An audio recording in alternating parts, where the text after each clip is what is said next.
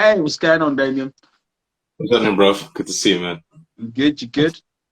Yeah, bro. When I tell you it's non-stop, mate, non-stop. These days right now are non-stop, bro.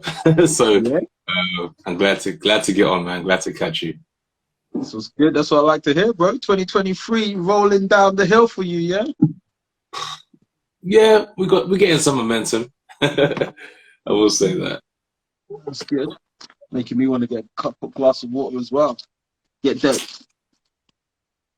How bro. about Listen, I've got how some about Trini food bias? just arrived, so boy, I'm gonna have to get into that a bit later on. But yeah, we're Yeah. doing it Trini style tonight. All right. I just saw one thing. I just added to the list. Bias hosts, influencing judges. Oh, that's a good one. Let me write it down because we're Yeah, definitely gonna let touch me on put that. it there. Because I know, yeah, you said just some people send you some questions as well. So we'll get into that. Bias, host, influence, and judges. That's a good one. We will get into that because Yeah, there's a lot of things we don't talk about on the stream that does affect stuff. So yeah, that's actually a good one. So what we'll say, yeah, let's do like I think this thing's got like an hour countdown or timer, so we do like that, and then we'll do the questions on the second one, because then we'll get into the questions you got. You know, if any of them come yeah, up though in the topics and they relate to the questions, let us know, and yeah, we can jump on them if they relate in some way. Just adjusting the camera a bit. So yeah, bro, what's good? It's been a minute. It's been a minute. yeah. Let's True, just bro. jump in, bro.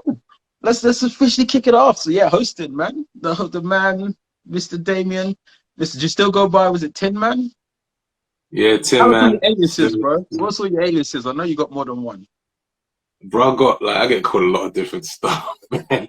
It depends, like, who knows you Mantis. from different places. Mantis, yeah, Tin Mantis. Um, but Tin Man's kind of short for Tin Mantis, but I got the tin part from Tenacious, which was like a tribute to Tiny, to Gareth. So Oh yeah. yeah, like yeah, so everywhere I step, bro, G's there, man. Shout out Gareth. If you don't know who Gareth is, he was a b-boy back in the day. He unfortunately passed away. Rest in peace. He was part of La Familia, my first crew before I even joined it. So yeah, he started that crew. So yeah. And yeah, Yeah, but and all your styles, in it. What breaking, yeah, whacking, God, you yeah. tell me, man. Yeah, Yeah, breaking, whacking, hip hop. I like a lot of different stuff. Like I love me some hustle when it's time. I love me some popping when it's time. Do you know what I mean? But you know what's nice about like being into different styles is when you hear different music, you can touch the style. Like yeah, you can do any style to any music really, but when you connect a certain way of moving with a certain kind of sound, it does feel good to explore that in a certain kind of way. So yeah, man. Yeah, I love a lot of different stuff, bro. Bachata, but I haven't done that for years, but I do love some bachata. yeah, bro. I mean, just letting them know your rundown, because yeah, but hosting is the thing of the day. But yeah, it's about Yeah, time. I mean, I don't even know the story. How'd you get into event hosting, bro? Come, tell us the story. sure, bro. So I think it was probably 2009. I was in Trinidad on holiday. I got a message on Facebook from someone um, who said, Dame, somebody said that you'd be good to come and host our event. And I'd never hosted before. All right. Would you like to come and host our event? And I was like, rah, like, in my mind, I was like, rah, what's involved? I'm on holiday, innit? My mind is not on work. But I'm like, rah, what could be involved? But I thought, you don't know what you can do till you start doing it. Yeah, And I thought, if somebody's recommended me to do this thing, then something about who I am or what I do has, you know, they thought of me to do this. So I agreed to do the thing. The gentleman's name is Omar Paloma, and my first hosting gig was the UK, like the I Dance Hip Hop International competition, like in 2009. Yeah, so I remember, bro, like coming back from my trip, and quite soon afterwards was the event, and I was like, bro, I don't know what to do, like what the host do, etc. I just knew I had to give out the announcements. I took like 3 costume changes. Like for the latter part of the event, I came on a skateboard and stuff like that. Like, bro, I was I What? was there to be there. Do you know what I mean? So Yeah. yeah, that was my first ever hosting gig, and I think it went quite well. And then, but see, this is one of the things that I wanted to talk about. Like you said, no one like you got asked, obviously, something about you. They made you, want to do it, but then it was just up to you, right? To just be like, well, there was no like. I didn't open the right way. There was no brief. There was no, this is what we need from you. We need you to bing, bing, bing. They were just like, we want you to host. You came down and it was all on you, yeah? Yeah, yeah, pretty much, bro. Alan, what's going on, bro? Yeah, it was. I mean, you get your information. Here's your clipboard. Read this out. Read that out. Here's the running Yeah. order. In fairness, the event was really well run. It was nice for my first event because it was clear what was taking place, who the judges were, what was at stake, etc. So really, I just got to kind of go on a microphone and be myself and introduce the acts and stuff like that. But on your first gig, there's a lot about the nuances of being a public speaker that you don't really know. Like you don't really know them to say, I'm doing this as a public speaker because of this reason. You just kind of saying, coming next to the stage is the top 8 in the pop-in or whatever. Do you know what I mean? So yeah. Yeah, that's good. And then what from there, and I'm even asking this about so I'm thinking about it, like how did you start to get more hosting gigs? Like how did the Yeah. jobs start coming in? Yeah, good question, bro. I feel like just over time, if you I have to say, like, if you're good at what you do, people will spot it. And different people spot different things about you that they're like, this person's good at this. And that kind of, it does kind of open doors. I think um, being punctual for stuff, um, helping the event organizer. Sometimes event organizers are not always sure, like, about every individual part of the event, but if they know that you can take the running of the event, the information of the event, if they know you can take that off their hands, that really helps them. And I think that kind of thing, like being flexible on the day, but also being like, I don't know, I guess you call it professional.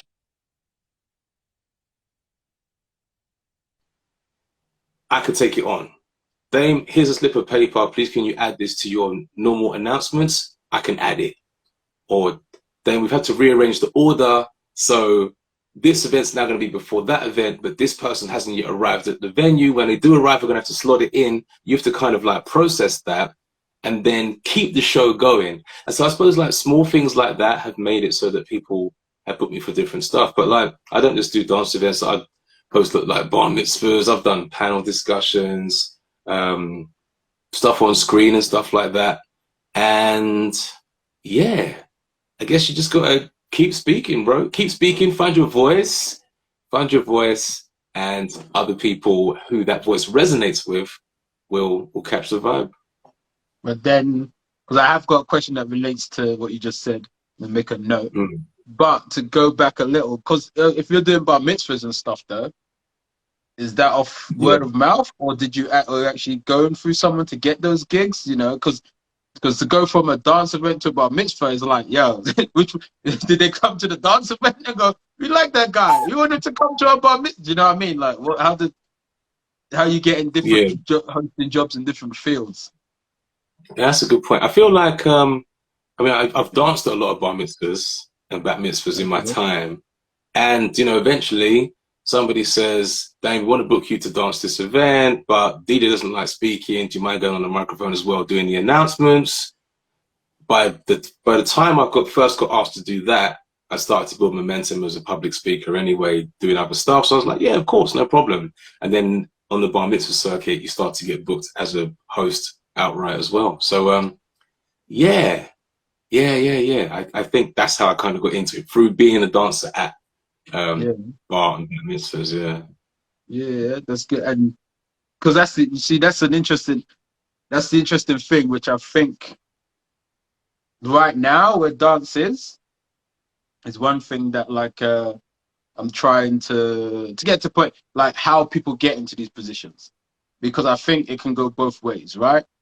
I've known you for years. And then you saying you host other stuff is like no surprise, because I know you. You know, I've seen the costume changes, the clipboard, and all that thing. You know, and then you get other people like, you know, but then you might get people hosting an event, and you're kind of like, yo, this host ain't really doing it. Do you know what I mean? Like they don't seem to be doing it.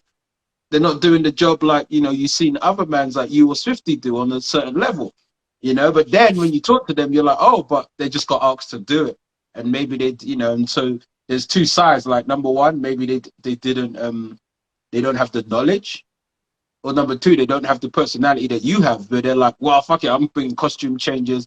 I'm gonna come out on a, you know what I mean? They just think like, okay, I'm supposed to hold the mic and say some stuff. And so that's why I think in the dance we have this weird thing where you have people who are good at the job, and then you have people that just aren't good, and this, you know, permeates throughout. And then the question is, how do we, which is what this talk, you know, I was thinking like it'd be good to, that's why I'm asking you the questions, like, okay, you know, where are the Padawans for the young, you know what I mean? Where is the, because we don't put out this thing where it's say, if you want to be a host, this is how you can do it. If you want to get a job, this is how you can do it. If you want to, you know, if you like talking on the mic, if you see that and you're wondering how to do it, this is what you need to start doing. Do you know what I mean? So I think that's a thing like on the scene that like now we're in a certain place where I think, you know, breaking's in the Olympics, got Kingdom League here, you know, in the UK, which is, you know, now doing, you know, points and stuff. You got podcasts, you know, with like the Duke, like, but you know, there's things happening, you know what I mean? Then you're like, okay, there's a lot of work out there, there's a lot of events out there, and there's a lot of, so something like hosted now, there's like, yo, there's more opportunities. So if someone wants to do it, but they might be wondering like, yo, how do I get into this? Like, you know, do I just call someone one day as a, can I host your event? So yeah, it's interesting, like you say. But to go back to what you're saying, yeah, because I've hosted a bit, as you've seen. You know, I don't host as much as you. I've helped. You know, I've hosted the prelim ciphers at UK Champs. I've hosted a bit at IBE now. So I've hosted for like 2 years. Overall, maybe 6 events, not loads, but you know, I enjoy it as well. I'm a wordsmith, you know, speaker. But the one thing I found was I started realizing that there's a difference between hosts who are also stage managers, which I think is what you do, and hosts who just host. Because I've done events where I wasn't hosting, but I was helping the event, but I'm the one saying to the host, yo, time. Do you know what I mean? Or I'm the one saying, yo, we need to switch that around. And the host is like, okay, yeah, that sounds like a good idea. You're really right. And I'm like, oh, you're here just to actually host, just to say what's going on. You know? So I don't know if for you like, do you see a difference between stage managing and hosting? Like, as like, I know you do both, but for the people, you know, anyone listening, would you, you know, say there's a difference between the two? Yeah, a good question, bro. Oh, if anyone sees me looking down, I'm writing notes as we go along. Things to come back to. Visa, thanks for your questions. I'll definitely make sure I come to those.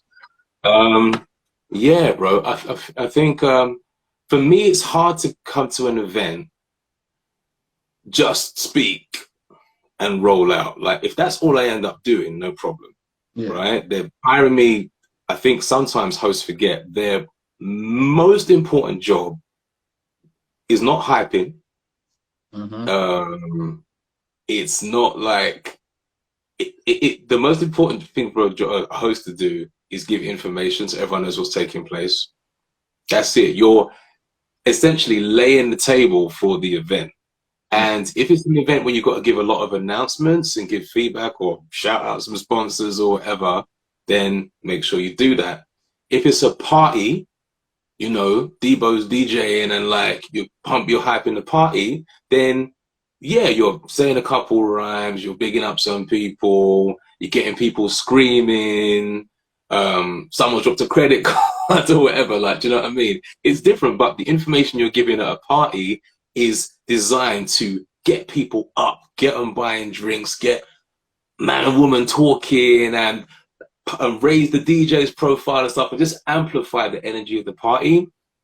It's a different kind of information. And I think it's important as a presenter to remember that we're there to give info. And if people know what's taking place, if they need to know what's taking place, then that's the most important thing.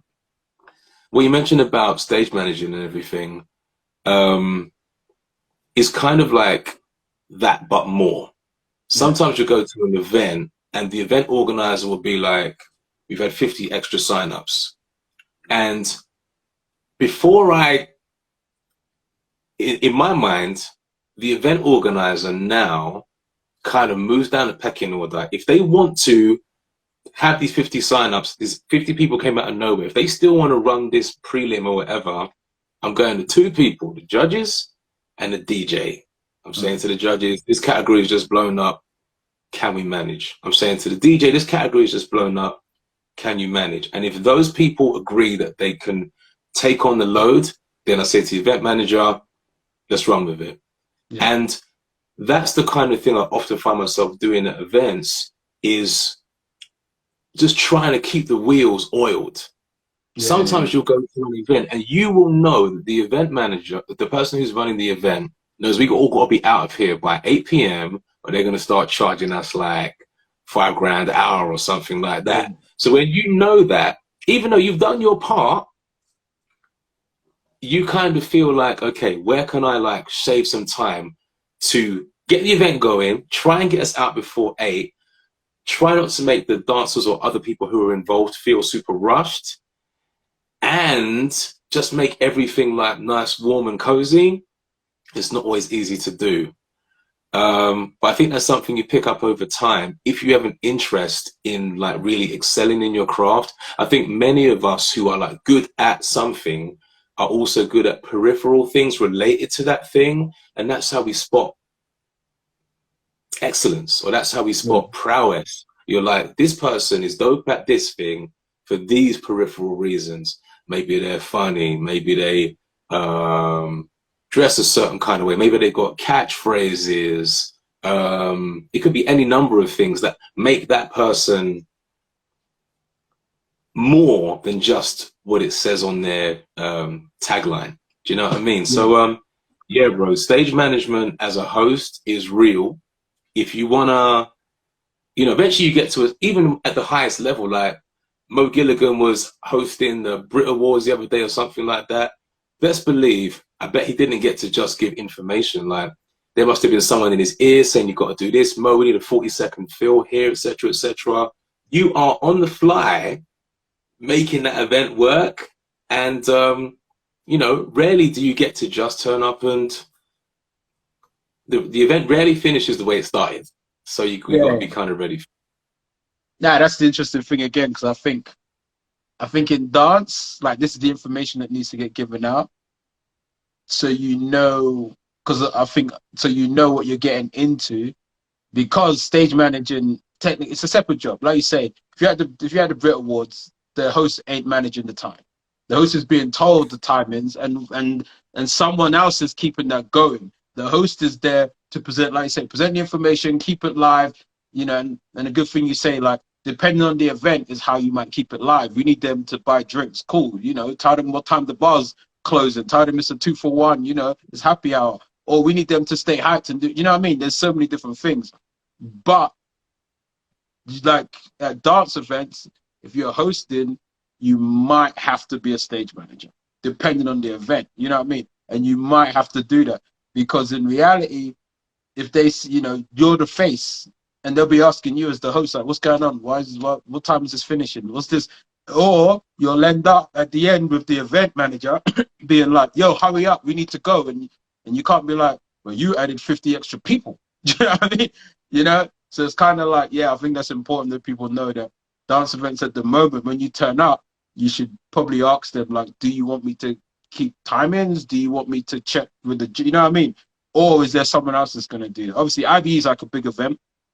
So I've done hosting the cypher, but I've also been like the assistant to the host. So I'll be looking at the timing, I'll be doing that. The host just does their thing, and I'll just be there. And if something goes wrong, I'll talk to the judges, so the host can just be the host, you know? But obviously, we're communicating. So if we was at an event, I'm actually your assistant, and I'm there standing next to you. You're like, Manny, can you do this? Can you do that? I'd be like, cool. And I might be like, yo, you got 10 minutes or da da da da da. But if it's not a big event, I think it's those events where it's not a big one. That's usually when like you're gonna do both. Or if they trust you, like you turn up, they'll be like, oh, Damien can, you know. So yeah, but I think that's like something I learned, and I only learned it because I saw. Shout out to Swifty. I saw somewhere where he wrote stage manager.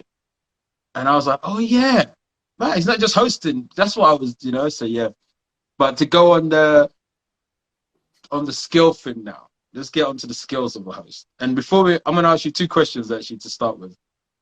2 minor ones, but these are things that like again don't get told, because I've been told 2 things. The first one is the microphone. Now, we all watch events, we all see singers, we all see rappers. Some people hold their hand over the mic and some people don't. I've hosted events, and to be honest, where I've done both, and I've hosted events where I've done it and someone's like, take your hand off the mic. And I'm like, oh, sorry. But I've hosted events where I've done it and people have been able to hear me. Now, this could be the sound guy, the this, the that. But in your years of hosting, if someone's going to host and they might have seen them holding it like this, just advise. Don't do it. Do it. Is there, you know? Sure, bro. Well, every setup is different. Firstly, I used to be on pirate radio a long time ago. I remember hosting into an earphone, bro. Like the earphone was plugged in where the mic jack was supposed to be. We couldn't afford a mic at the time. But definitely check the mic and hear what you actually sound like. If you're there, if you're the main host for an event, get there and do your mic check and have somebody stand out there and hear what it sounds like. Let them tell you. Yeah. And like hold the mic in different ways that you might hold it. Bro, yesterday I was hosting an event. I kid you not. At a certain point, I was holding the mic like an ice cream cone, kind of like this. Yeah. I started laughing. I even said to the audience, why am I holding the mic like an ice cream cone? Like my hand just ended up there. Do you know what I mean? But I've begun to get used to how I sound through speakers. So I've begun to get used to like if I sound loud, because you can be loud and clear, or you can be like over loud. And I think it comes with both practice and actually doing your mic check as to figure out what your levels are. Where you actually hold the microphone and stuff like that, I guess people build habits over the way that they do it. Yeah. I don't know about holding a mic right on the top and stuff like that. I don't really hold a mic like that. I don't know what it does for sound. Maybe there's some technical people watching who might be able to tell us. But yeah, I think let the head of the mic be free. Speak from your stomach, see how it sounds, and then just assess on the fly. And then try and muffle it and see if it sounds any different. But I don't know if there's a real like industry standard etiquette for how to hold a microphone. Yeah. I guess each person finds their way. Like it goes to the first point, like if people are getting the information, they understand what you're saying, you hold it how you want, ice cream cone or whatever. Yeah. And then with the back, kind of with the mic, voice, did you at any point work on your actual voice? Like, because, you know, speakers on a mic, you know, rappers do it, singers do it. They work on their voice and the cadence of their voice. Do you think you just had that naturally, or did you start to be like, I want to sound more like this? Do you know what I mean? Yeah. It's a good point, bro. I feel like there's a lot of different ingredients of how I ended up with whatever my sound is, or however I sound to people. There's a lot of ingredients of how I've ended up with that. You know, places that I've lived, music that I like, slang that I use, where I went to school. I went to like a private school, so I can use certain terms when I'm speaking that for me are not big words. They're just, this is the word you would use in this occasion to describe this thing, you know. Yeah. Maybe that is part of when people listen to me speak, they're like, oh, this is how he speaks. In terms of like tone or whatever, I have listened to myself host certain times when I listen to the recording or whatever, and I've been like, yeah, my pitching was higher that day. Or sometimes like my pitching's lower on other days. But when I listen to them both, I'm like, I can hear like where my placement was on the day, like when I was using the microphone when I was doing that event, which for me is kind of interesting to listen back to. I used to sing. I used to have vocal training like a long time ago, like 20-something years ago, and I don't know if that taught me something about how to use my diaphragm or whatever. But I only feel like I've really been like focusing on how to use my physicality to use my voice better without straining. There are some hosts I really, really admire who I know they are like, their throats are done. Their throats are done by the end of the event. But like, I was hosting yesterday, bro, I've seen all that. day. Like, say again? I said, I've seen that. I've spoken to hosts I often, believe and it. their voice is shot. It's over. I believe it. Like, I was hosting yesterday, 8:30 till 6:30. Then today I've been like teaching at a school all day. I've been talking nonstop, and I'm still know I'm going to come and chat with you this evening. My voice feels fine because I've over time learning how to treat all of this mechanism for longevity, I guess. So yeah, the voice. I would say I would advise people like do record yourself. A lot of us humans, a lot of us. What's going on, Dash? A lot of us humans don't like how we sound when we hear a recording, but you know, like anything, you get used to it. You get used to it. You're like, okay, this is what I sound like. Let me just embrace and ask somebody like, is my voice annoying? Is it squeaky? Is it pitchy? Is it, what do I sound like? You can ask people and they'll typically give you honest feedback. And if you keep getting the same feedback, then that's what you sound like. Live into your sound, and that's your sound. That's good actually to get to ask people, because usually, again, going back to the times I've done it, people have come up to me and said something, and then I've gone, oh, okay, do you know what I mean? Like, oh, okay, and then I try and change it up if I can or whatever. Or I've said to them, like happened in Manchester, and we was in a big, massive like sports hall. It was massive, and so when I was speaking, one of the B girls came up and said, "Oh, we can't hear you at the back." And I was like, "Oh, okay, I didn't know that." And then I said to them, "If I say anything today and you can't hear me, come up and let me know." Do you know what I mean? So I was like, "Just be my checker for me, so that I can, so then, you know, just tell me if you can't hear, if it's too loud or too muffled. Just let me know so I can, you know, make sure that you lot can hear me." You know, at one point the mic went off, so I was even just using my main voice. I think that was actually easier though. But yeah. And then, so what other skills? Let's go. We know timekeeping, maybe, but that's the thing you have to ask.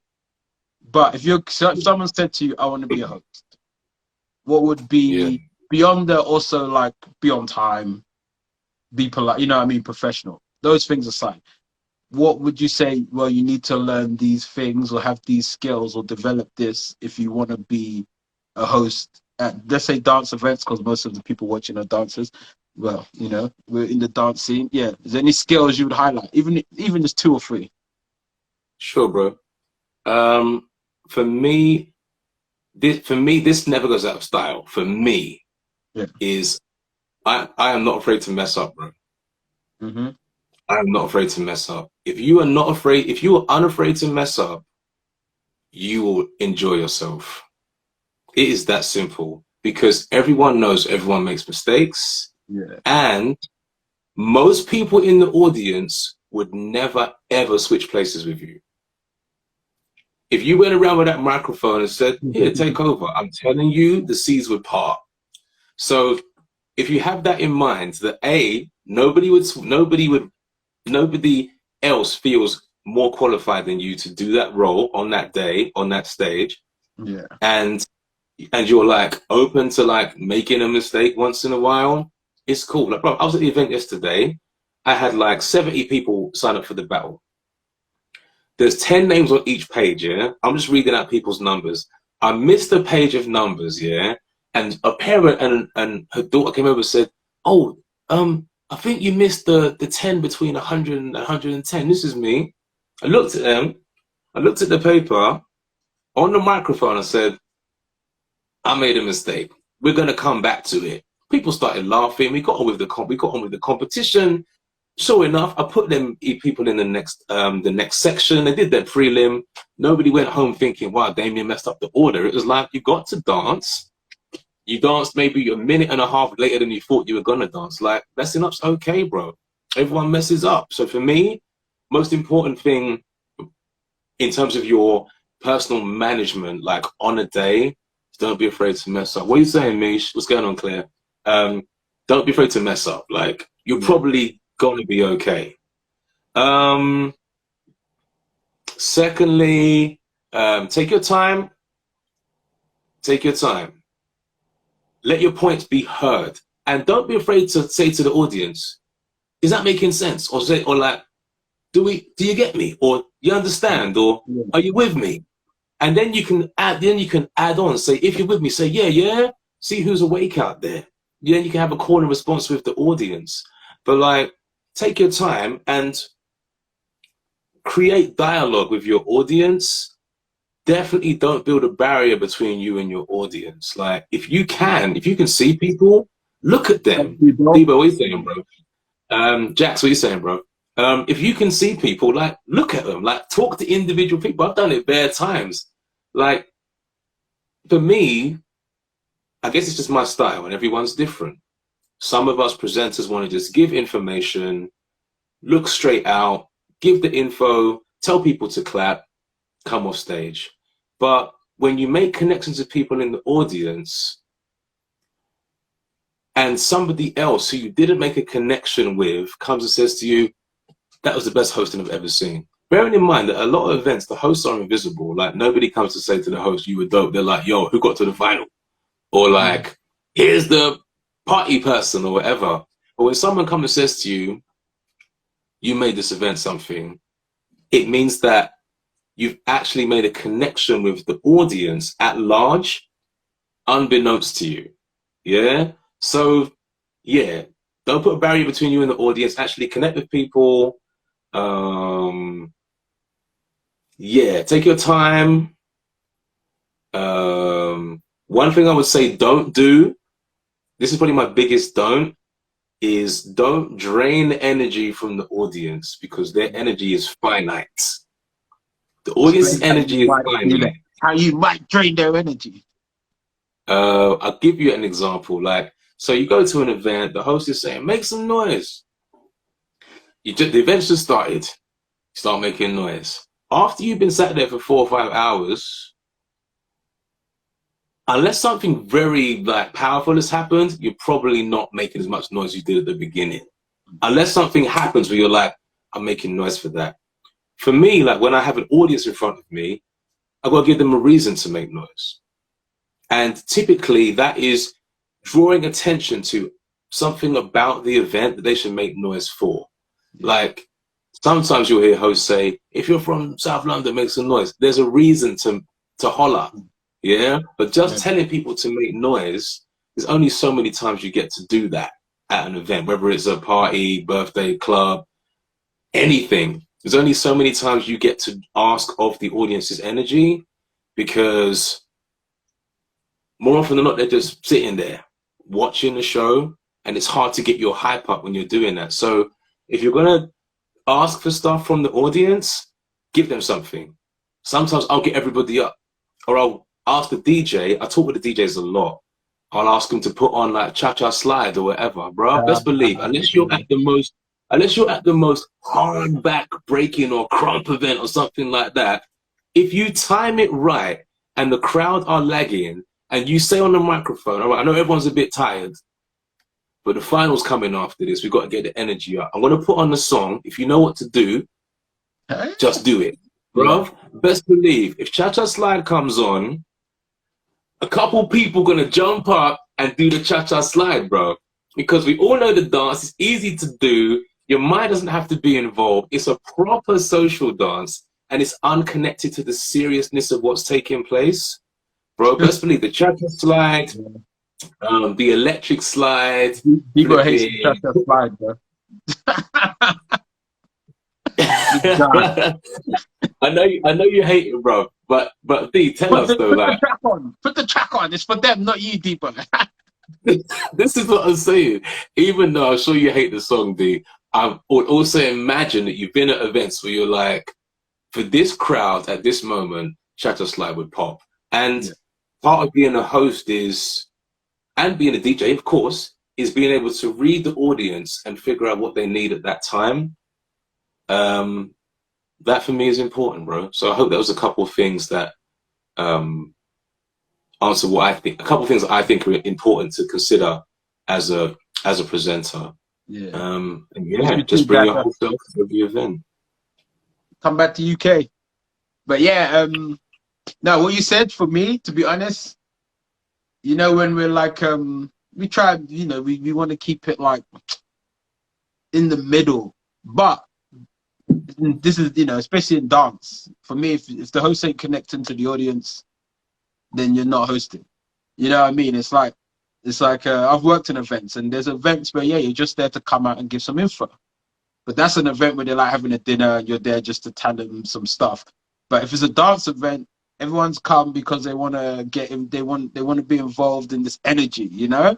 And the host is the narrator. The host is the person that throughout the dancers are going to get knocked out, so you're not going to see every single one of them. The judges are there to judge, they're not there to speak. The DJs on the decks, they're playing the music. You know what I mean? So the one person that you're going to see, or people, if it's two, there's a question coming up on that, is the host. The host is the narrator. So if the host ain't connected with you, then I'm guessing as a host, probably the worst thing is you come out to talk and everyone's like, this person again. And they just time to go toilet, time to get a drink, time to go smoke. So I don't even want to hear this host. They're not connecting with me. And like you say, when I hear that, I'm kind of like, stop. I've told the host to stop it as well. Stop saying make some noise. Stop. Like, it means nothing. It means nothing. Give them a reason, like you said, you know? And it's funny because you saying that, I had this thing in my head where, like, imagine at the beginning of an event, you say to a host, you're only allowed to say make some noise 3 times. So every time you say it, we cross it off. And then they're like, you got 2 left? Now you're over, and then you're like, I need to get this crowd to make some noise. But you can't say make some noise. What are you gonna do? Do you know what I mean? And then now a host is, if I was like done a host boot camp, that's what I'd make them do. And then I'd be like, well, now you got to do something else. So now I think what you're saying is, I mean, I've been on both sides, but I've been mostly on the other side. So 100%, bro. Go. Nothing, bro. Just want to quickly say, one love D, one love Emil. He's saying, bro. Just quickly about if you come on stage as a host and you can tell people are tired of your presence, go back to step number 1. Just give the information. Give the information. If you're at an event and you got sponsors or whatever, just talk about the sponsors or whatever. Like, if you feel like you've lost connection with the audience so deeply that you can't crack a joke, you can't talk about the judges, you can't talk about the venue, your mind's gone, just give the information and come off the stage. It gives you time to reset. And it actually, even if your mood doesn't lift for the rest of the event, you've done your job. And that's giving people information. That's never going to go out of style. Like, that's the thing. And there's one more thing you mentioned, bro. About, I tell people to make some noise. As I said, if people have a reason to, they'll make it. Like, if you have, I was at this event yesterday, kids are coming on in groups of 10. If I say on the microphone, if you know someone that's on stage right now, make some noise, the right people will make it. If none of your kids are on stage, you can go back to just sitting down talking to other parents. But like, if your actual child or someone from your school is on stage and you want them to do well, you may find another layer to make noise for that specific person. Do you know what I mean? So you get a license to ask for noise from certain people at certain times, and people feel seen as well. They feel valued at the same time. We've got to do a list of this shit. You know, after this, gonna have to go up how to get people to make some noise without saying make some noise. You know what I mean? You know, and it's like we got all about bringing people together. The host bridges any gaps between dancers, audience, and judges. 100%. I think that's Amir. I'm not sure. I think that's his IG. Yeah, 100% there. But now, okay. So the next question, because we've hosted in how it is, if there's more than 2 of you, if you're hosting with someone else, now, of course, you've hosted with D-Lo, Swifty, you've hosted with these people before, you got a bond, so you don't already know how to bounce off each other. But if you're a first time hosting with someone you've never met, how do you deal with that situation? Because you're going to be talking at the same time. You never met them. You might not even know. I think someone said to me they were going to do that at some point. But I don't know. But yeah, you never met them. And you got your personality. They might have theirs, but you've never done it together. What's your... How do you jump into this one? Good question, bro. Cool. I try to fly through it. So this coming weekend, I'm hosting with a gentleman I've never worked with before. We're going to go back to back for 3 days. My man Elijah, we're going to go back to back for 3 days. We've never worked together before. I've done my homework. He has a YouTube channel. Him and his boy, they create videos with things related to dance. So I know that at least he has some experience speaking a message to the public, which means that now I'm like, cool. I know that this person and I are going to be able to find a middle ground because he knows how to communicate his ideas. So I'm happy. I've done my homework on that. Sometimes you get to an event and you don't know who you're going to be working with. My advice would be like, at least initially say, bro, I'll do this bit, you do that bit, or miss, you do this bit, I'll do that bit. And you see how it pans out. You'll start to get a sense of how that person works. If you are hosting with somebody who's totally not your style, who isn't your style, can you fill in the gap in how they host so that other people who are present get the best of both worlds? There's, you know, if you think you are more skilled than a person at a thing, it's also worth keeping in mind that person may just have something different about how they do it that speaks to an audience you can't speak to. That's important. So, bro, I've never gone on a gig. Like, I've been on gigs with some people who I'm like, I could really help this person, but actually, I let them do what they're doing. And unless something threatens to derail the mood of the event, I'm like, speak your speech. Sometimes I've been co-hosting with somebody who speaks a lot. And then when I come on the microphone, I will just reiterate what they said, or be like, for those that missed it, this is the most important thing, like so-and-so said. So please make sure you do X, Y, Z. And then we'll get on with the show. My co-host feels heard.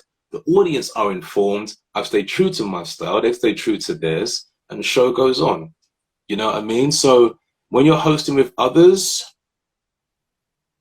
do listen as well as speak. What I've really noticed, Manny, like from watching your previous talks with other people, is that when I'm speaking, you don't speak. And that's incredibly important. It means that both of our points get to be heard. Now, I don't know if those who are watching us have realized this, but very, very infrequently are you and I talking at the same time. It means that people get to enjoy both of the things that we're saying and feel like they're part of the conversation. That is a skill. Many of people, they love the sound of their own voice. You know, as I said earlier, a lot of people hate the sound of their own voice. Many people love the sound of their own voice. And when you meet somebody like that, let them speak. Especially if you're working together in a professional environment, you can't be going head to head. Like, the audience will get it. And it's not nice for anybody. Yeah, bro. Yeah, I mean, 100% what you said there. And I like what you said about they might be able to speak to the audience in a way you can't. So it's not even about maybe you can do it better. It's about how are they communicating in a different way to you. And even sometimes realizing, I don't bring that. Do you know what I mean? Like, that's not what I bring. They bring that. So let the audience have that from them, because it's about the audience, and that's a good thing for them. That's a good energy from that person. So let them have that today, and I can sit back, and when it's my turn, if I feel that energy might add to it or fill in, then I'll go, cool. But if not, then I'm like, well, he or she has already done that part. So I can now just do this part. Because, yeah, it's like you're working together. So it's like, yeah, you're working together, you know, in order to just bring the audience to that vibe, that you know, where it is. So, yeah, bruv, this is, yeah. All right, let's get to, because I think we've got like 10 minutes before the first hour's up. What questions do people send you? Someone said, is that deeper than them? What questions they send you? So we'll stick on the hosting, and then we'll jump onto like the hosting related to commentating and the sponsorship thing that you mentioned that we spoke about at some point. But yeah, let's go. Yeah. What questions did they give you? Yeah, but we kind of touched on it already about what do I think is important for somebody to be a host, and I think I mentioned a few of the things already. Yeah. That was one of the most overwhelming questions that I wanted to touch on. Visa asked, what hosts inspire you and why? I can answer that straight away. Let me think.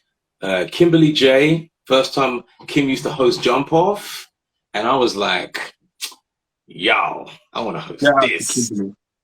Straight up. Kim, like, anywhere she is, I just love her accent, everything, man. Kim's just great. And Jump Off was like, even the way Jump Off was shaped, like a proper amphitheater, she held it down.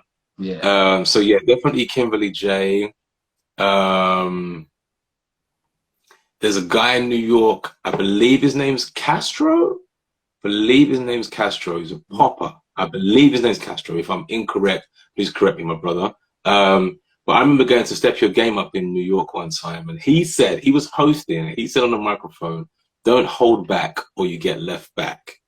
And when he said these words, I was like, yo, I was in the battle. I didn't do too well in the battle, but whatever. But I remember like that phrase stayed with me, and I've been using it since, but only in the last 5-6 months did I find him on Gram. So now if I ever use the phrase, I'll name check him. Yeah. To say this comes from this person. Got to pay dues. That stuff's important. In terms of other hosts, you know who I used to like? You remember Yuval from like 1000% or whatever? Yeah. Yuval, yeah. Yuval is another. Bro, I used to love Yuval, right? Because my man was jumping out of the chair. He was like dancing by the side and stuff like that. When dope stuff was going down, he couldn't contain himself. I was like, this energy right here speaks to me. So yeah, Yuval's another presenter that I really, really dig. I won't try to dig too deep in the memory banks, but those are 3 people who definitely have something individually that really stays with me. You know what you mean? He said, but for both, I'd shout out a few. I'm like, I got a few. I mean, Amjad, just for his, Amjad is the guy, and Amjad's got his catchphrases: losing the hat, losing the points. You know what I mean? Everyone knows that. Ivan, the urban action figure, bro. The lyrics he drops, and the man's backflipping off stages. He goes all day for the whole. He never loses any energy. Mario B, for sure. Mario B is the guy, IBE, he's that voice on the mic, Tyrone as well. People forget Tyrone hosts. He just doesn't host that much. But Tyrone, as Mario B and Tyrone's a dope host. Pablo from Outbreak as well. He's the master of ceremonies, bro, that guy, And Max as well. Max, he lost his voice as well, but Max is the hypest freaking guy, bro. The hypest guy. So yeah, just a few shouts to those guys. But yeah, all right, let's go on to because we spoke before, and this is a bit of a distraction from the hosting just for a second, then we'll come back to hosting and commentating. But we were speaking and you spoke about how sponsorship can affect the event, because people don't see the things a sponsor is asking for. And when you're telling me, I was like, oh yeah, I didn't think about that. So just go over a few of the things, like if you get sponsored by someone, a few of the things they might ask for, which might affect the event and how you have to treat people sometimes, not treat them bad or good, but just how you have to run it to meet these sponsor things. Yeah, bro. Yeah. I mean, I've very, very rarely run an event with any kind of sponsorship historically. And I know that there are people who we both know in our community who could speak very candidly on this subject. But we were having a little chat the other day, bro, and I do think that here's something to think about for people who run events or who attend events and stuff like that. Sponsors sponsor events to make sales. And, we know that there's an event that we love, and then all of a sudden, next year that event is called the something event, sponsored by something. Like, we've all seen it, and we're like, nah, the event's sold out, blah, blah, blah, blah, blah. Like, why are they having sponsors and stuff now? But actually, sponsorship does help events to run. Now, it's I can hear my sister outside, you know. Sorry. Yeah, but that's what, you know, sponsorship can help events to run. But sponsors want sales. So if the stage is set up to have the sponsor's name super massive or in certain places in the venue, if the event is televised, they don't want their logos covered up. They don't want their logos defaced. They might want to hear the name of their brand said every 3 announcements or something like that. That's important for the sponsors because they want sales. They're trying to get their brand seen to sell stuff. So if you go to an event and you want to get on stage or with your homies or whatever, maybe you know someone who's battling or the DJ or whatever, and you get asked by the host, can you please like move off the stage? It's not necessarily just because the battlers need space, but perhaps the event organizer is saying, damn, the sponsor's rep is in the audience, and he's saying he can't see none of the intellectual property on the stage because there is a gang of people on this stage that ain't supposed to be here. This battle's supposed to be like 4v4, and there's like 14 people on each side taking up room. So you're gonna have to tell these people to move. So it's just something for those of us who are in the audience. Sponsorship is a whole other game that many of us are not privy to. And as I say, I'm not a big boy expert on this, but I know that they're there for the sales. They want to sell units of whatever it is that they do. And that's the most important thing to them. The actual, like, typically, the actual welfare of the community is somewhat secondary to them. They will have, like, we want to make sales and not interfere too much with the event. But making sales is like top rung for them, I would say. Yeah, that makes sense, and it's a good point to be on, because then a lot of the time we see it with like Red Bull, even even you probably with WDSF has it. Any big event that's got money behind it. Unfortunately, what in the dance scene, what we get a lot is, oh, why are they doing that? Why are they saying that? Oh, they don't care about the community, and it's like. And I've said it to people, and again, it's a tiny bit digression, but I think this is important, especially if, say, you want to host, because the host is the one that has to. I've been there where they're like, can you tell these people to move? And I've been there going, guys, you got to move back. You got to do this. Because you're the one that gets asked to do it, or the host assistant, But I always said to people, it's like, then they didn't sponsor the event so you and your boy could get in for free or sit on the stage. They sponsored the event because they want to get something back from it. And by sponsoring the event also got boosted up because they get something. It's not always money, but they're getting something, because you wouldn't have the sponsor. You don't just say, oh, I'll sponsor you, and you just stick someone's post there and they go, cool. So yeah, people need to understand that. And it's good when you said that. I'd never really thought about it, but then I started to, and I was like, yeah. And then certain things make a lot more sense. And again, yeah, just relating it back to the hosting, if you're gonna host, you're going to have to be the bad guy sometimes. You are. Because, and again, I think, but this is what, and relating it to what you said now, what I do when I've done it, and I've had to do it. I've had to go around, and you're talking to your friends sometimes. And they're like, yo, but come on, bro. You know what I mean? So but because I know them, you connect with the audience. If you connect with the audience and you make it a bit more fun, and people might go, what's fun? It's like walking up to them and saying like, yo, my brother, I know you're tall, man. Those legs are super long. Can you just fold them up for me and move them to the side? And then you say to the person next to him, yo, his legs are long. Give him more space. Then they're like, oh, yeah, it's cool. As opposed to just, and I think this is a mistake a lot of hosts make, get back, move back. I've told you twice. And they start to actually get a bit aggressive. And now the audience are like, yo, well, screw you. And all of a sudden, you've stopped your connection. So yeah, as the host, you have to implement those things when the event manager's like, yo, I need them to move back. I need those people off the stage. I need this. And then they'll say to you, make sure no one else comes on the stage. And you're like, you're not security, but you go, oh, because I'm on the stage, I have to, So it's a thing a host has to do that you're not, go for it. But I'm just going to say, if all else fails, just be super honest with the audience. Like that's what I said earlier on. Bro, I don't think I've had to do this, but I would, if I have to, I would tell the audience, guys, I cannot have people here and here because somewhere out there, sponsors are watching and they want to see these two posters. So They make all of this stuff happen. You're only here talking to her because of the sponsors. So please, can we keep these areas clear? Then you get on with the show. And everyone understands. They have a bit of a laugh. The sponsor who's actually in the audience remains anonymous, so they don't feel the heat.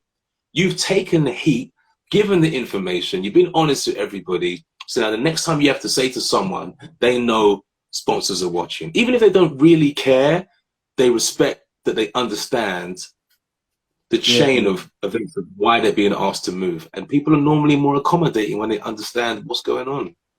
That is what you said there is the biggest thing I've found host scene wise, the whole scene wise. It's one of my biggest thing where I say to people, if you tell people what's going on, they're accommodating.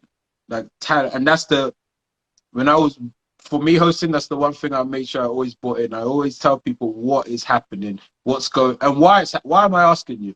I don't just ask, I'm gonna say why, because like you say, then they're always accommodating when they are, you know. And the ones that ain't, those are the ones that you know ain't going to be accommodating to anyone because they just don't want to be. But yeah, you're right. That thing there is, yeah. Tell them why. Let them know why you're saying these things and why you're asking them, as opposed to just get off the stage, move back, don't come here. And then they're like, okay, I get it, you know? And you know, dancers, they're hustlers. Okay, I'll go stand over there because he didn't say I can't stand over that side. And you're like, yeah. Sometimes, I think I've done that where I'm like, go stand over there, no one's looking. You know what I mean? But I know they can. And then they're like, okay, then everyone runs over there. So yeah. Good stuff, bro. Good stuff, man. But yeah, let's get, all right. So it hasn't done a countdown yet, so we'll see if it does or if it just lets it keep rolling and come up. But yeah, all right, let's get on to the commentating and hosting. And like I say, I'll say to people all the time, the first people they should go to for commentating is the host. You know? And I say this because it's the closest thing related to commentating, you know? And I had someone come who was saying, oh, they're two different jobs. I'm like, they are two different jobs, but they're the closest in our scene. If you're talking about commentating has now come in, we need people to go into it. Well, who's the people that give information, that do a connection with the audience, that have a voice, that know how to bring energy? Because that's what you have to do all in comment. It's the host, you know? But obviously, you know, that's me. That's, you know, my opinion. You know, there's people commentating. They're out there. They're doing the job. They're trying to build up. Again, I always say I'm not saying people can't commentate. I'm just saying how can we elevate it? How can we get it going up more? So as a host, seeing commentating now, mostly in breaking, I haven't seen it in any stand-up styles. I'm not sure. Do you see any reflections? Do you see it and go, oh, that could be for me? Is, you know, when you started saying commentating, what was it for you, you know? Yeah, bro. I mean, I definitely have an interest in commentating. I feel like I have an ability to take a complex subject that I know something about and explain it to somebody who doesn't know about that subject. I feel like I can do that. And I feel like that's what a commentator does. It's, you know, people are informed, same as hosting, like you're giving the information. And I feel like I have the ability to take something that I understand and share it with somebody who doesn't understand that thing. And I think, you know, as we all know, Olympics is around the corner, and I feel that the whole dance scene is starting to, you know, creep up in what we understand as professionalism. And that's good. It means that a lot of people who are good at different stuff, who maybe not have been able to realize that they can be good at that stuff in the dance scene as well, will get to shine in different ways. For me personally, commentating is something I'm interested in. I think that, like any skill, you got to study. You got to study. If you put on the radio and listen to a football match, why does it keep you engrossed? When you watch it on TV, is the commentating the same? Do you feel, imagine you're watching it on TV, is the commentating the same? Then maybe you have the TV on, maybe let's talk about a football match. You have the TV on, football match is playing, you turn your back and listen to that commentary. How's it different from the radio? You know, how is that different? If you watch the X Games, how is that commentary different from darts? But also, what are the similarities? between snowboarding commentary and darts commentary? What are the like parallels? What's going on, Sanson? What's going on, Rowdy? I see a couple hosts come in the audience, like my people. But like, you know, what are the parallels? And if you discover something, write it down. Write it down. I forgot to even mention that, bro, with regards to like what I think is important as a host. If something works, write it down. I've got a hosting book, bro. If I come up with a rhyme someday out of nowhere, it goes in the book, bro. So study those who are already doing stuff as similar as possible to what you're doing, and then try and identify what is it about this person or about this subject or this industry. What is the industry standard for commentating or whatever in this industry? And you can be off to the races. You can get it going. Just study the greats, like every industry. Study those who are doing, and you can do more quickly. Yeah, I agree, bruv. And I think, but see, what you said there. Yes, what I've been saying a lot, and I think it's. But from talking to you, I can see you do that already. You know, it's not like I don't think all hosts would have said what you said, because, like you say, it's a craft. Everything's a craft. So to do the craft, you got to study. You got to study. You got to see what works, what don't work. But I like what you said, and I said this to someone else.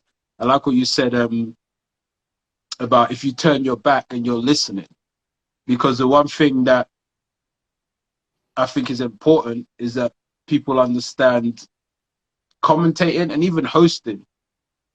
The reason you have those things there are so that the audience are given some type of narrative. Because you could do a dance event, have no one, play the music, dance, and then the host would just be saying to the dancers, your turn, your turn, your turn. Do you know what I mean? You could watch a football match, you can turn the sound off if you want. All these things, you don't need to hear people. Why are we hearing people? It's to give the audience a narrative. It's to let the audience, to give them, to engage an audience. Because if you don't engage the audience, be them at home through commentating, in the event through hosting, then the audience at some point might just switch off. It is what it is, unless they're super, super engrossed in it. And it's, so you need it. And the events, even like football events, basketball, they play music and stuff. They do stuff for the crowd, because they want them to know you're not just here to watch, you're here to be a part of this event, And so it's like, if you turn your back on, say, you're watching an event, you turn your back and you just listen. Are you engaged to the commentator? Do you even know what you're listening to? Do you know what I mean? If I'm watching, say, someone like said, close your eyes, and I'm going to play you 5 different commentators speaking about 5 different sports. And we're going to play you 30 seconds to a minute. And then you have to write down which sport each was. If you didn't know what the sport was, you'd be like, oh, I didn't know what number 1 and 2 was, but I know what 3 was. Why? Because I heard him say he dunked on him. Oh, that's basketball. Do you know what I mean? I heard this one say, something like, oh, he's doing the breaststroke. Oh, that must have been swimming. Well, what did they say in 1 and 2? They didn't say much. They said something like they said it was a great atmosphere, it's really hyped, the crowd are loving it. But they didn't say anything else, And so I think that's why it's important, and why I think, again, the hosts are good, because it's talking about, the hosts are used to talking about the dancers, saying something about them, even if it's just their crew, even if it's just where the country they're from, but they're used to saying something about the dancers and who's there, and they just engage more. And I think this is like, again, with commentating, I don't even want to say this is what they need to do. I think it's more lessons to be learned, because you're talking about your hosting book. I'm like, bro, put that book out. Do you know what I mean? I think it's this thing where, like, and that's why we're having these talks, because on the scene, I think where we fall down isn't that people don't know what they're doing. It's not that people can't do the job, because anyone can do anything if you want to train at it. I think it's the information doesn't get given out as to how to elevate yourself in the position you're in. Hosting, I think, definitely, all the stuff you're saying, but I'll be like, bruv, put that down, put it out, I don't know, do another IG, put it on your, even just like 1 tip a week every Monday. Here's another tip for you. You know what I mean? Here's another tip for your hosting. Yeah, bro. Because then people will be like, oh, okay, I didn't think of that. I didn't think of this, you know? And then I think that's what needs to translate over into the commentating, because commentating is new, you know? And for me, this is what this is about, to talk about it. But yeah, one thing you did say, because you watched Silverback, right? Because you spoke about that.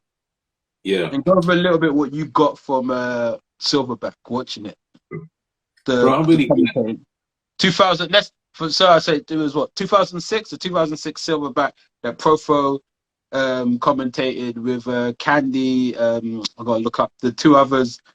But yeah, shout out to them guys. Hosting was the best. Check it out. I know Damien did. He tuned in. He watched it, and I haven't watched it. Let us know, bro. The 2018 Silverback Open. 2018. Thanks for correcting me. I said 2016. 2018. Yes. So it's nice that I get to come on and speak with you today, bro. Because actually, watching your conversation with Profo made me then go watch the event. Yeah. And I mean, it was as good as it got. Like, there were certain moments where I was like, well, I didn't even know that move had a name. And there was certain yeah, like, and there was certain times I was like, yo, these people really know their stuff. And it actually made my chest like strong, like, okay, for commentating, this is the way. Like, do your homework on your subject and be flexible. Like, how much information can you gather before you need it? So that when you need it, you look down at your page and you're like, yeah, this team haven't been in the FA Cup since 1947, where they were flipping, made the third round against Leeds or whatever. Like, you got it on paper. Do you know what I'm saying? Yeah. And the commentators at Silverback Open, their knowledge and the way that they explained and the way that they were quiet during the battle. No talking over the music. Yes. Yeah, we're talking over the music or the hosts. Bruv, I'm telling you, when I was hosting yesterday, there was a battle going on and these two girls were battling, and there was a part of one of the songs that properly broke down, like doom, doom, doom, that, doom, doom, doom, that, something like that, bruv. Yeah. I stopped speaking because I needed silence in the building to see, so everyone could zoom in and see what is she going to do on these sounds. And I was so conscious of that because of watching Silverback Open. Now, I don't know, I probably know myself, I probably would have done that in the past, but yesterday I was like, I'm doing this because of that, and I knew it, and it was amazing, bruv. Like, you have to know when and how to give information and when to let what's unfolding unfold. And yeah, the Silverback Open commentary was, I mean, I know there's a reason why you said go watch it, and I would advise anybody that has an interest in public speaking or speaking about a subject,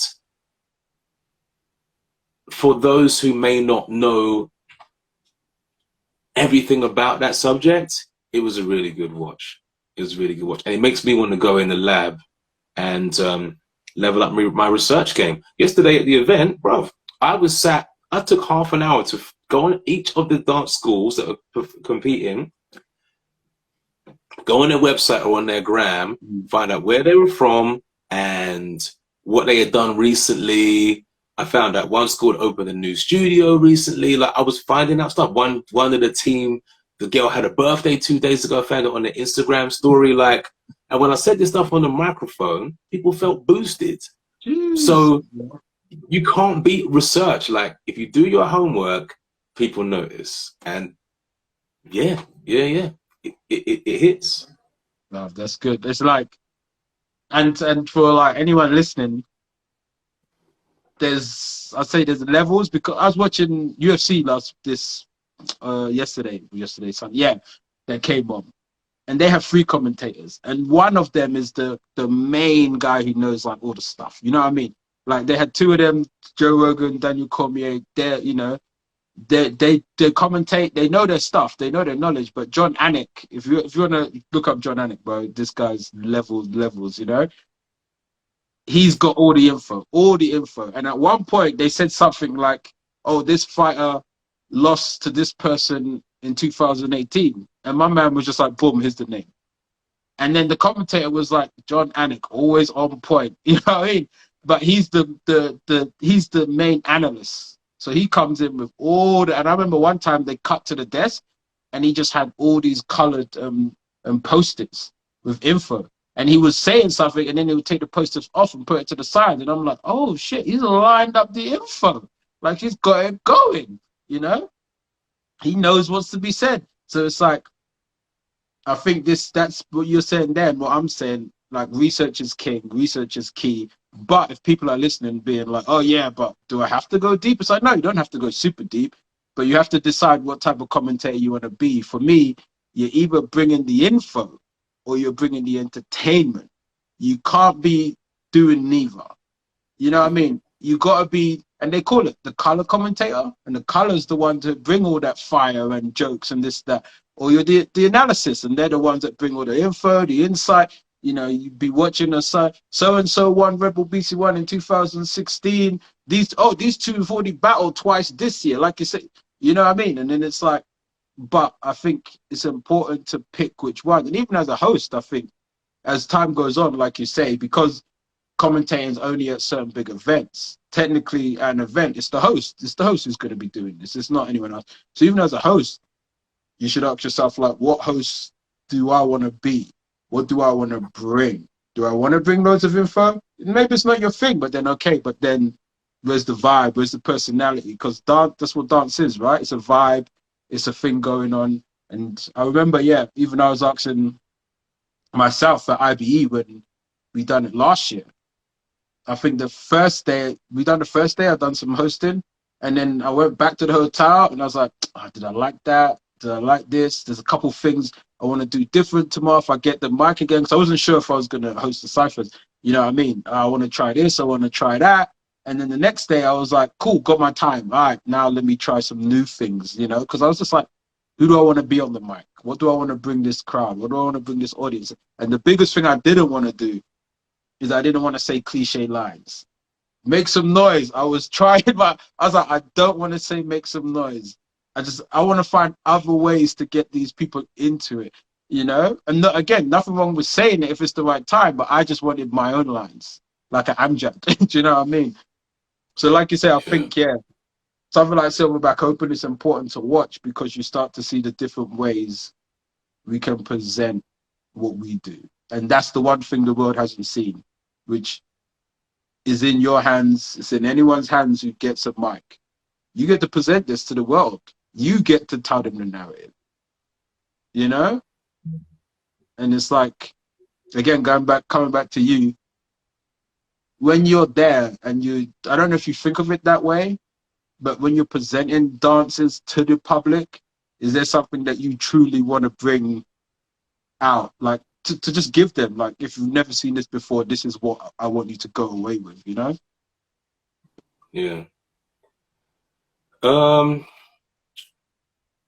In a like real life experience, when I'm somewhere in real life, if I'm hosting the event, if you are on stage, if you're coming on stage, I want you to feel like the table is laid for you to show your best. Mm. And if you don't show your best, another table will be laid for you another day. Mm. We've all seen someone come off stage with their head down. We've seen people come off stage jumping up and down. But for me, like, the words that I might choose in that moment to reflect what we all just watched or witnessed is adding a moment in time to what just took place. And I don't take that lightly, bro. I don't take that lightly because my voice is probably the only voice you're going to hear that day on that microphone. And so what I say echoes around the building. So I'm very mindful about the words I use and the energy that I give to a moment in time. If you're in the audience, like I said, of course you get information and stuff, but I want the audience to know they're not unseen. Yeah. and that actually their presence is adding a dimension to what's happening on stage. And typically, if you can make the audience feel that, they will add it. Sometimes I host an event where there's a lot of kids dancing, and I will say to the parents, we all got a child dancing on this stage right now. So anytime someone comes out, give them something, because we would want them to do it for our kid. If you get the right audience, that really hits. But flipping just the boot, people be like, what's this dude talking about? You know what I'm saying? You got to pick your audience and like pick the direction you want to go and stuff. But yeah, bro, for me, typically when I'm hosting an event, I don't put the microphone down until the event's over. Sometimes I've been off stage and the music's gone off. If the microphone's wireless, I can at least give an announcement while I run back and find out what's happened. Like I will often keep the mic if I can. And yeah, I just try to punctuate a day with moments, bro. Like that is not for everyone, but you know, I get booked quite a lot and I don't take any booking for granted. I'm like, thank you for having belief in what you see me do or what somebody's seen me do. I will do it for you. And yeah, I don't take it lightly, bro. So if I get some commentating stuff next, then I won't take it lightly, bro. Like, it's a serious thing. Take your thing seriously. Do you think he'll come to the stand-up? You think he'll come to the other styles? I mean, we know because we got Red Bull. They don't do it for dance your style, but I think they pay too much for that music to have commentated and spoken over it, to be honest. Yeah. And obviously, I don't know if they've done it for Just a Boo. I don't think they ever have, because those are the big ones, isn't it? Just a Boo is the big. You got Just a Boo. You got Funkenstyles is quite big as well. You know, worldwide ones. KOD. I think Summer Dance Forever. I feel like Summer Dance Forever, if they didn't have commentators, I definitely think like between certain categories, they'd have like a panel speaking about something. I believe, if you watch it online or whatever. But it's a good question, bro. It's a good question. I mean, even in breaking, commentating's still quite young. There's not really an industry standard set, as you know. Let's see what develops. Yeah, I mean, hopefully, you know me, don't talk over the music, do it in between, and yeah, bring some research. I was gonna ask you actually. We'll do like 10 more minutes. Yeah. What do you think? Would it help you as a commentator if you got given info about the dancers? Because obviously, like you say, you'll do it yourself, you do your research and stuff. But again, you know, actually, I don't know if professional commentators, they do their own research, but I'm guessing they also have people that give them certain, oh no, they would, because you've got the UFC, it's a big event. You want your commentators to say if so and so's this, you know, this fighter that from Ireland, you know, to get the Irish audience in. They're like, yo, the Irish audience are watching. Make sure you say they're from Ireland. Make sure you say where they, you know, that they come from this gym.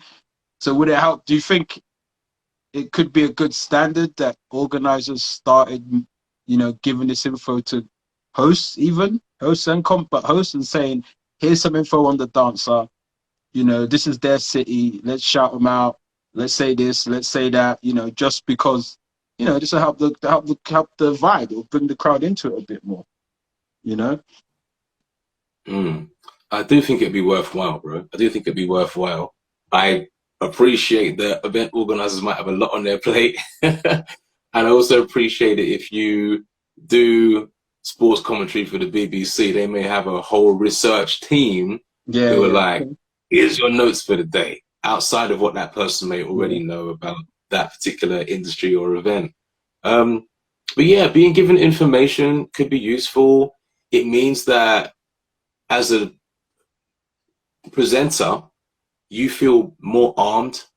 You feel more armed. You feel more credible. You feel like you're helping to paint a picture and add to the storytelling of what the audience are going to see. Having that information is useful. Having any information is useful. But I feel like in our scene, it's possible. It's possible. It is possible. It just depends on how important it is to the organizers. Like, what is it that why is it important for them that their commentator understands more, has this information, and who's going to get the information and present it in a way that you can just read and deliver. Yeah. I mean, I can say it's definitely. I mean, because I do that for Red Bull, you know. So, and if any organizers are listening, to be honest, most dancers have a bio online now that you can just go copy paste, because the scene. I do think there's this thing where I don't think, and again, organizers do their job. They have, so I'm talking about delegating, so I wouldn't even say the organizer do it, find someone else to do it, because it would be too much. But I think there's this gap between how far the online information of the dancers has gone compared to how much gets given out at events, you know, just because I know for a fact, like I said, I do it for Red Bull. I've seen the bios of the dancers that I've done used on other sites, because most people just go on the Red Bull site and find it and use it because it's the place where you can find it. You can find on other sites, like most dancers have, if they're professionals, they have websites now, and their websites has a bio on, because that's where they get it. But if they work for an agency, the agency has a bio. So it's all the stuff that already exists. So I do think there's a gap between that and the event. You know what I mean? Where I would say if events gets, I don't know, just hire someone, hire me, bro. I'll do it. You know, if you don't want to pay, you ain't got the budget, get someone who's younger, who's into journalism and wants to, you know, they'll do it. Anyone.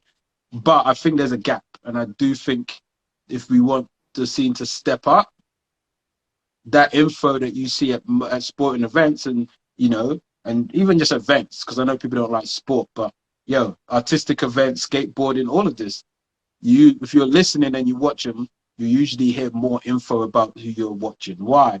Because the story connects the audience. If the audience knows, especially in breaking, imagine you're there and you're watching this event and no one knows that the guy who's like now on the floor is Polish. And suddenly they go, oh yeah, he's from Poland. And suddenly all the Polish people are like, what? Holy crap. Yeah, he's from Poland. Do you know what I mean? Something they're like, I had no idea this guy's from Poland. Like, why you tell me that? And now the Poland there could be 4 Polish guys in the back and a girl who suddenly jump up and go, oh yeah, do it. You know what I mean?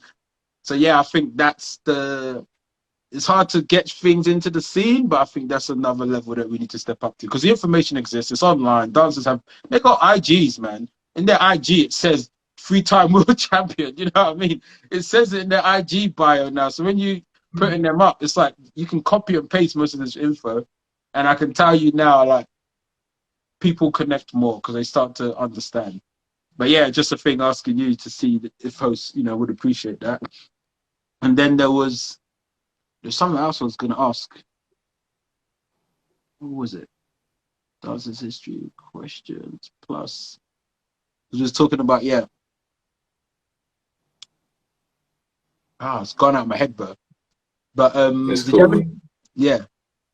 But yeah, hosting, I think you should definitely, whatever book you have, is because my thing is this. We have to educate our scene because no one else is going to come in and do it, you know? Yeah. And there's people on the scene like yourself, even now, all the knowledge you just dropped, bro, is like golden, you know? But I always say to people, where is this where people can access it? Do you know what I mean? Where can they find this stuff out? So if they want it and they want to do this, and that just golden, not even just for the scene, it's golden if you want to be a host, if you want to be a master of ceremonies, or, you know, I don't know if they call women master of ceremonies as well, because it sounds a bit male, but I don't know. But anyway, that's off topic.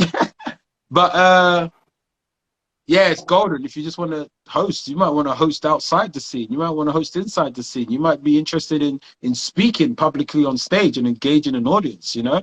And I think all the stuff you just said, like everything, you know, is golden, bro. Like, so yeah, it definitely needs to be even. And I wanted to interview Wicket for Red Bull in New York because he was hosting it. So I wanted to interview him, but he was busy mic sound checking and stuff. So that's why I didn't get a chance. Because right now, there's interviews out with DJs. I've done them, other people have done. There's interviews out with dancers. There's even interviews of like Little Shower Mini Boy now, photographer and videographer. There's interviews out with them. but I don't know any interviews. Actually, I did no. There's no interviews out of a host. I only done the bio of host for Red Bull. So there's bios out. So I think that's missing big time.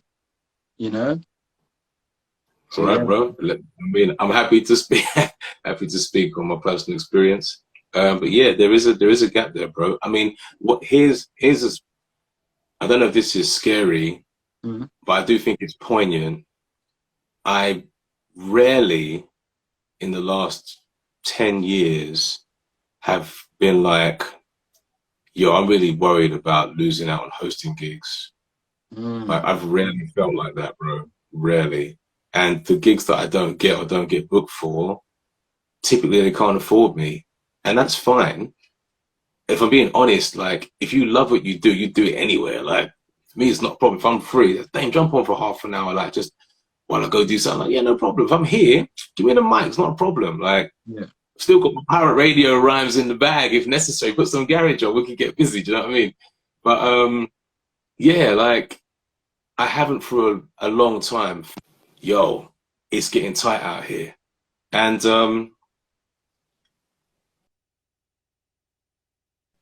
the interesting thing is now, bro, is because of some of the conversations we've had recently and the direction I want to, even if 4 or 5 people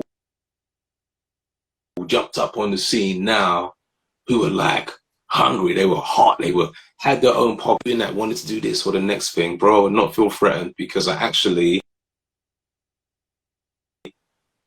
am trying to skill up and level up what I do as a public speaker.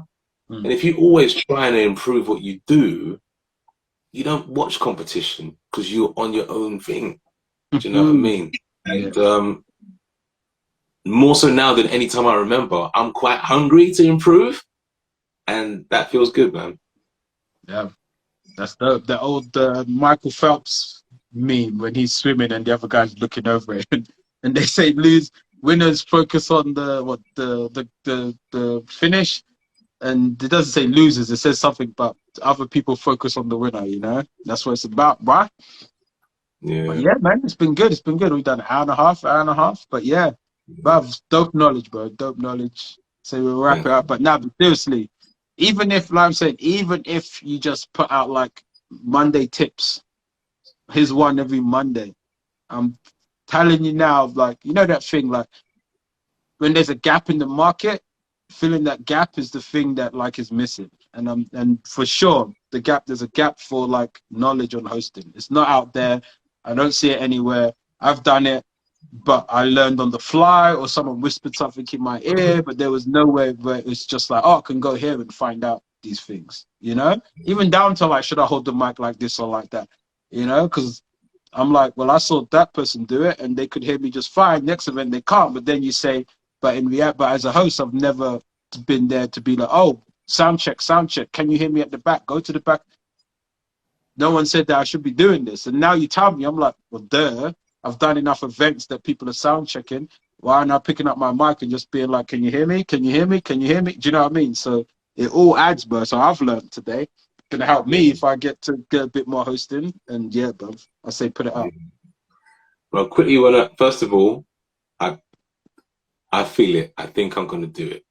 I just to figure out how to fit it, and I think I'm gonna do it, bro. I've got stuff to say. I want to quickly go to Visa's question about what's my favorite event I've ever hosted. Yeah. If I'm being honest, well, it's hard because sometimes you host an event, you're like, that was a good day's work, yo. Or when the way people feel, you can just tell it was dope. Or when people are coming saying to you, bro, I don't know how you've done this for 10 hours, but you've made this time fly. Like those events hit, bro, every single time. And I'm not too humble to say it's not an isolated incident. What I will say is, I think my favorite event, I remember when I started to get a bit of momentum, I was like, there's 2 events I want to host. B-Boy Champs and Move It, which is the world's biggest dance expo. Mm-hmm. This coming weekend, I get to host Move It for the 5th time. That means something. So the first time I got to host Move It, when I got asked, Dane, would you like to come and host this event? it was, this is not like just for like the hype. Like, it was actually a dream come true. Mm. And I don't think you can beat that. When you get to do something, you don't know how you're going to end up there, but you try to remain consistent in your craft. I don't think you can beat that. So the first time I got to host at Move It, just in terms of relevance, that one's hard to beat. Nice. Someone try to set you up in it. What's the worst event? Well, I don't even know the worst event. Typically, the ones where you got to do the most work, either when the microphone don't work, you got to literally shout, or when you're trying to like time keep and give announcements and remember who's gone through to the next round, and it's super hot in there, and no one's even come to give you a glass of water. Those nights, you know, you're earning your money, bro, if you're getting paid. So I guess those are kind of the worst events. But yeah, I want to tie ribbon around the day. Manny, thanks for having me on, bro. And thank you to everyone that dropped questions, come through, hung out with us.